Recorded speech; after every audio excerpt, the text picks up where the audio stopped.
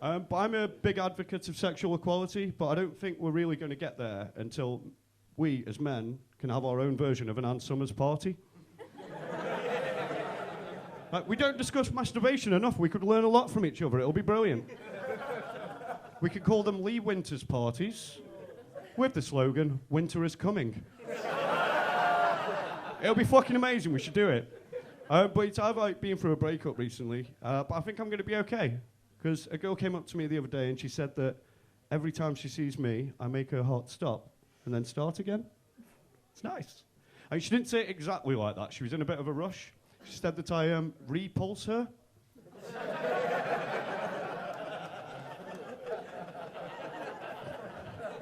But at least I don't have to worry about that whole sex thing anymore, because that is a dangerous game these days. We are fucked about with that far too much.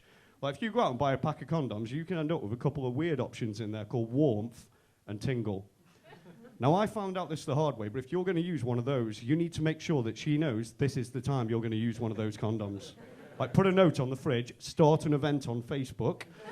Just make sure she knows this is the time. Because if you think that putting on a condom can be a bit of a mood killer, you should see what happens when she suddenly thinks she can feel herself getting an STD. There's no coming back from it. But what I do like about sex, apart from that whole penis and vagina thing, is that people lose themselves in the moment and start revealing new aspects of their personality. I was lucky enough to be woken up by my housemate and his girlfriend being overly loud about what they were getting up to at 3 a.m, which is a bit annoying. But then he went quiet, so I started going back to sleep. But then out of the darkness came my housemate's voice, and his best sexy voice, all I heard was, "Have you come, babe? Did I give you permission to come? You naughty girl." Now, obviously at that point, I'm face down on my pillow, pissing myself laughing.